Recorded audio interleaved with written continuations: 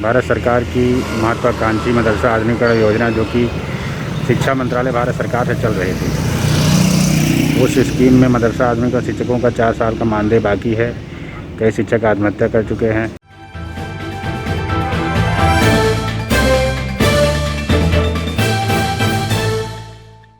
बिहार में काबा, बिहार में न ईबा न ऊबा, बिहार में चुनाव बा। इसीलिए तो निर्मला सीतारमण जी ने बीजेपी का विजन डॉक्यूमेंट रिलीज करते हुए कहा कि बिहार में बीजेपी सत्ता में आई तो बिहार वासियों को क्या देगी मालूम है?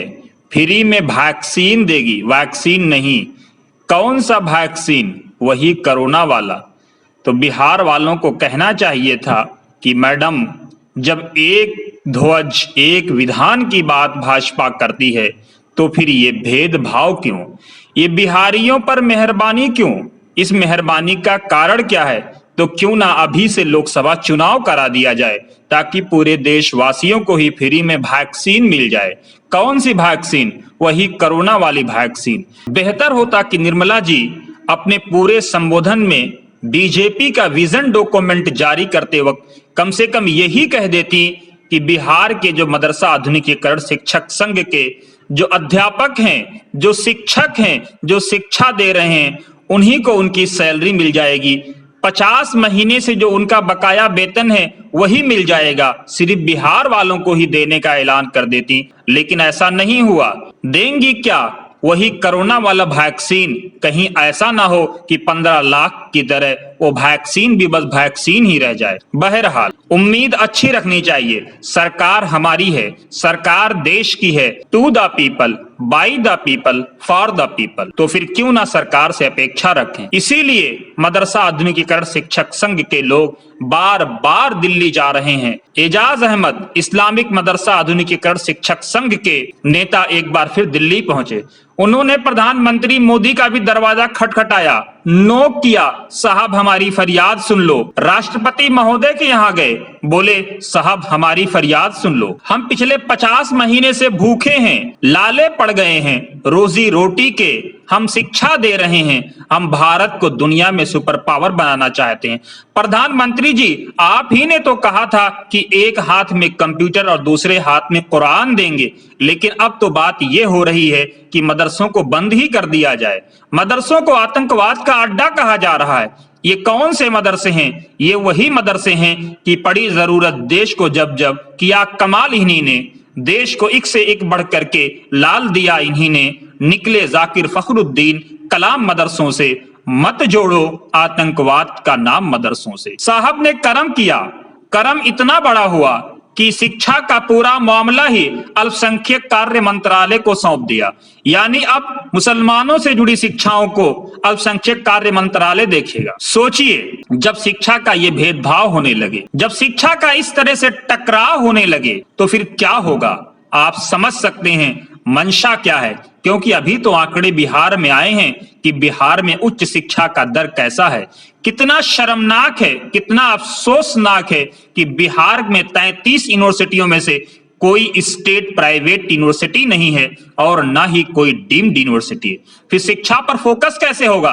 पिछले 6-7 सालों से बिहार जहां था वहीं रुक गया है। साहब अब तो सुन लो, ये मदरसा आधुनिकीकरण शिक्षक संघ के लोग आपसे हाथ जोड़ करके अपने 50 महीने का बकाया वेतन मांग रहे हैं। ये भी भारत के नागरिक हैं, ये भी भारत को, भारतवासियों को शिक्षित करना चाहते हैं। ये शिक्षा के क्षेत्र में भारत का डंका मनवाना चाहते हैं। अभी तो शोएब आफ्ताब ने कमाल किया है। साहब कमाल करने से मत रोकिए, इनकी सैलरी दे दीजिए। ये बेचारे परेशान हैं। आपका दरवाजा खटखटा रहे हैं, राष्ट्रपति महोदय का दरवाजा खटखटा रहे हैं, शिक्षा मंत्रालय का दरवाजा खटखटा रहे हैं। लेकिन अब शिक्षा मंत्रालय का दरवाजा खटखटाने की इनको जरूरत नहीं पड़ेगी, क्योंकि इनको एक नया एड्रेस दे दिया गया। कौन सा एड्रेस? नकवी साहब का एड्रेस। अब ये जा करके नकवी साहब के दरवाजे को नोक करेंगे, खटखटाएंगे।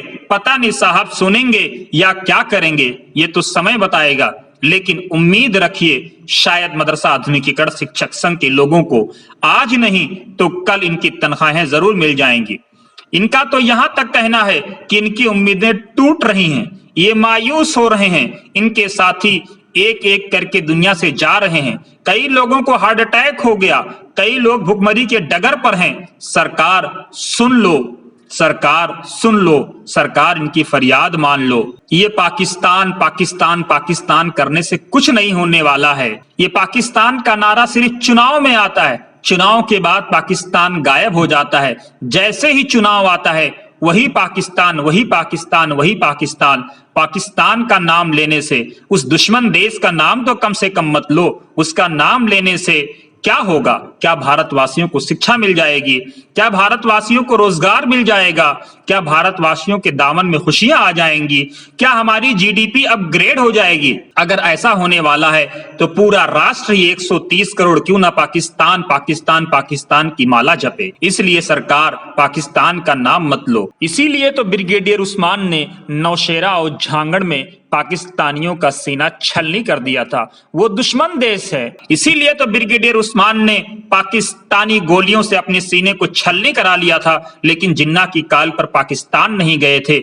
इसीलिए तो हवलदार अब्दुल हमीद ने क्या कुछ कमाल नहीं किया कि पाकिस्तानी पैटर्न टैंकों को एक एक करके तोड़ दिया और भारत की तरफ उठने वाली पाकिस्तान की आंख को फोड़ दिया और पाकिस्तानियों के इरादे को करगिल में भी लोगों ने नाकाम बनाया। सरकार, हमारी सेना पाकिस्तानियों से लड़ने के लिए काफी है। मत करो हिंदू मुसलमान, मत लो पाकिस्तान का नाम, मत करो पाकिस्तान का प्रचार।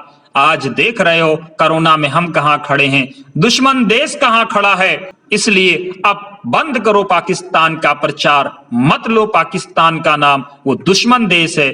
इन बेचारे मदरसा आधुनिकीकरण शिक्षक संघ के लोगों की मांगों को सुन लो। ये फरियाद कर रहे हैं, ये आपसे गुहार लगा रहे हैं, इनके पिछले 50 महीने के वेतन को जारी कर दो। ये गाय गाय गाय करने से कुछ नहीं होने वाला है।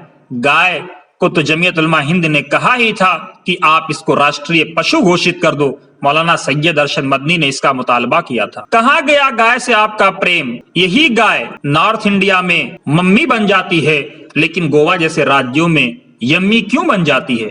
आप सोचिएगा, गौर करिएगा और एजाज अहमद साहब, इस्लामिक मदरसा आधुनिकीकरण शिक्षक संघ के नेता की ये बाइट जरूर सुनिए। मैं इसी बाइट पर आपको छोड़े जाता हूँ। भारत सरकार की महत्वाकांक्षी मदरसा आधुनिकीकरण योजना, जो कि शिक्षा मंत्रालय भारत सरकार से चल रही थी, उस स्कीम में मदरसा आधुनिकीकरण शिक्षकों का 4 साल का मानदेय बाकी है।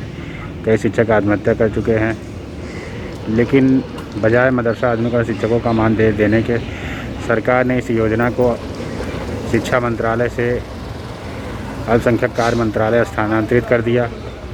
इस कोरोना काल में मदरसा टीचरों के पास राशन पानी खरीदने, बच्चों का इलाज करने का पैसा नहीं है। टीचर भुखमरी के कगार पर हैं। कई शिक्षक आत्महत्या कर चुके हैं, कई शिक्षक मायूसी से मर चुके हैं। लेकिन ऐसे समय में सरकार ने योजना को स्थानांतरित कर दिया। मेरी माननीय मुख्तार अब्बास नकवी जी से, माननीय प्रधानमंत्री जी से मांग है कि मदरसा आधुनिकीकरण शिक्षकों के बकाया 4 साल के मानदेय में से कम 1 साल का मानदेय तुरंत फौरी राहत के तौर पर जारी कराया जाए, ताकि मदरसा टीचर अपने परिवार को जिंदा रख सकें, टूटने से बचा सकें।